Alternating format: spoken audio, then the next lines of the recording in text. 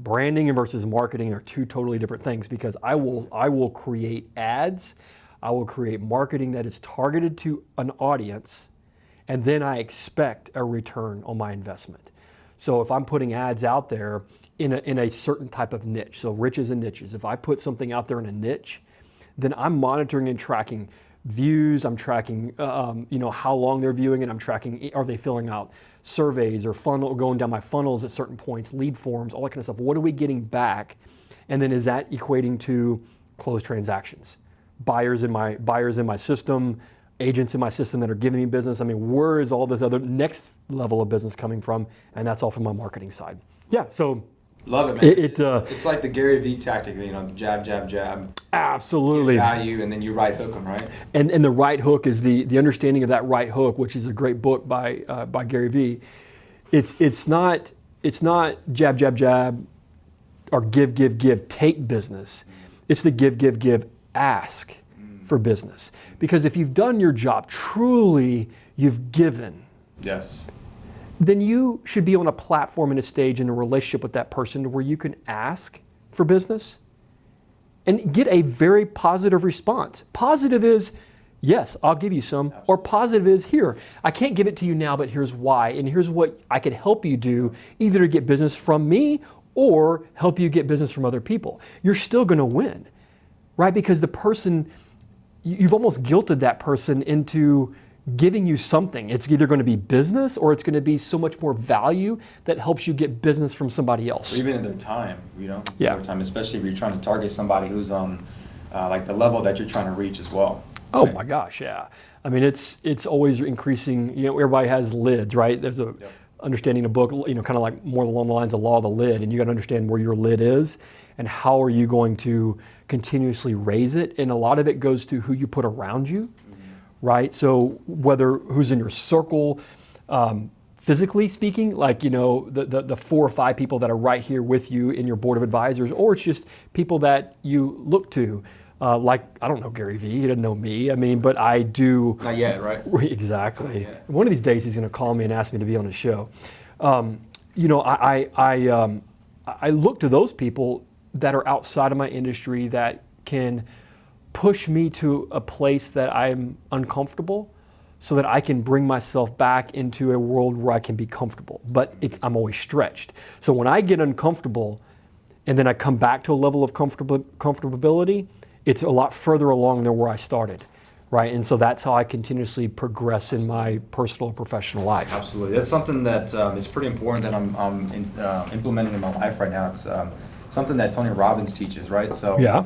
He says in order to live an extraordinary life, you got to be able to stretch your life out, right? Just okay. Get uncomfortable. Get comfortable with being uncomfortable. Get comfortable being uncomfortable. Something that he says that really resonates with me is if you say you can't do something, now you must do it. Right? Okay.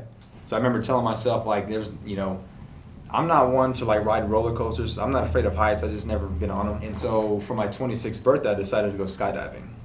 The more and more I thought about it, the more I said, I can't do that. There's no way. There's no way I can jump out of a perfectly good airplane. Right. Yep. And, just thinking back what Tony Robbins said, he just said, you turn your can'ts into must. That in order to live it like one of the best lives possible. Sure. Right. Do that. Yeah. And so when I said I couldn't, now I must do it. Now you must. Now you must. Yeah.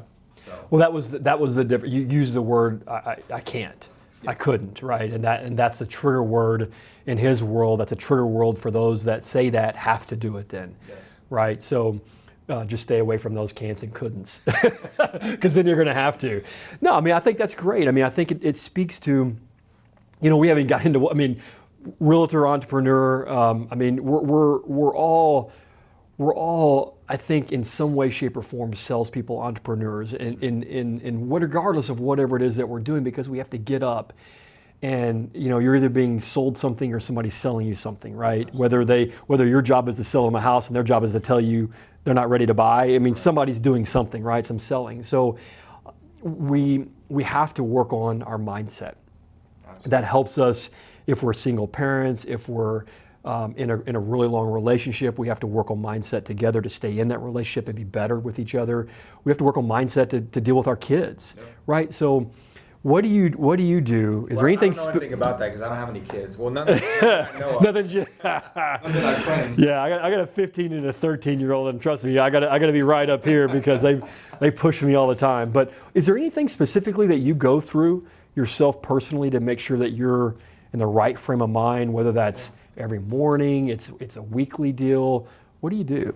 That's a good question, man. I'm glad that you brought that up. I mean, everything that I learned is from Tony Robbins, right? And he teaches this priming exercise. Okay. So really prime yourself for the day. And it's kind of like the law of attraction, right? So you get up and prime your brain into getting more oxygen, first and foremost, right? Okay. Secondly, you take maybe about a minute or so to reflect on what you're grateful for. Maybe Yes. 3 to 5 items. Yes. Right? Love that. Then you just kind of visualize for another minute or so. Mm-hmm. Visualize the things that you want to come into your life. Mm-hmm. It's crazy the way you put something out there, it comes back to you some way, some form or fashion. Mm-hmm. Right? For instance, I remember writing out my 2019 goals at the end of 2018, and I remember specifically writing down on this piece of paper that I would like to start a podcast.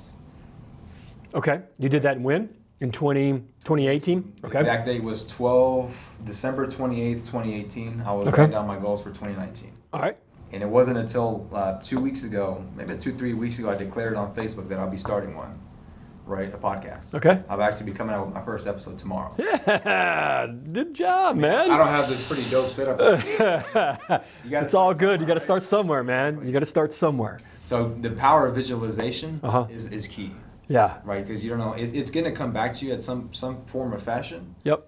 And I think it's just God's timing when it does. The gratitude and the visualization I love. I mean, too many times, you can put yourself in the wrong frame of mind all the time you can with the wrong thoughts, right? I mean, if you're thinking the wrong way, if you're thinking things are not going to work out, or you're seeing and thinking about the negativity that can come from something, then that's what you're putting on yourself, and that's what will obviously happen, right? So you always have to find the good in this, right? What is the good in this meeting or this phone call, or what good did you get from the conversation you had with that individual? And you may be thinking you were wanting a particular thing out of it, but you realize you got something else in return. Yes. Right? So maybe it's not exactly, maybe it's not what you thought, but when you're thinking about being grateful,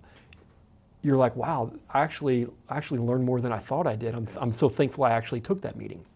And it's something I have to work on, man, because I could go down those because I'm looking at everything. I'm so detailed and analytical. I'll start looking at everything, and I have to back myself out and say, you know what, forget the 80%. Let's focus on the 20% that just made a difference in somebody's life.